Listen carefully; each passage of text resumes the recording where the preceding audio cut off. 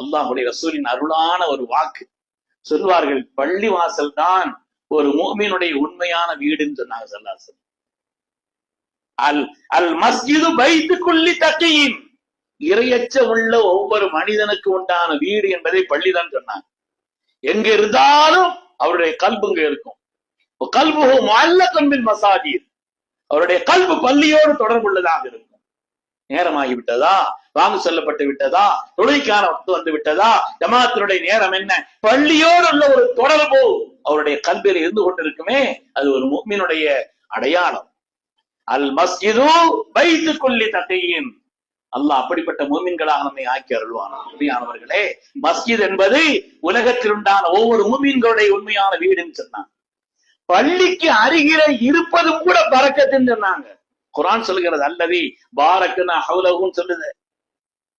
அது வெறும் அங்கே உள்ள மஸ்ஜிதுல் அக்ஸாவுடைய பள்ளி மாத்திரம் அல்ல, அதை வைத்து எழுதுகிறார்கள், பள்ளிக்கு அருகிலே ஒரு மனிதர் இருப்பதும் கூட அவருடைய வாழ்வின் பரக்கத்திற்கு காரணம் என்று எழுதுகிறார்.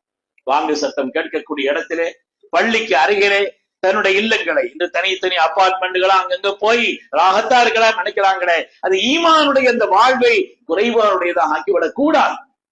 அதனால பள்ளிக்கு அருகிலே இருப்பது கூட ஒரு வகையான பரக்கத் என்று குர்ஆன் சொல்கிறது. பள்ளியினுடைய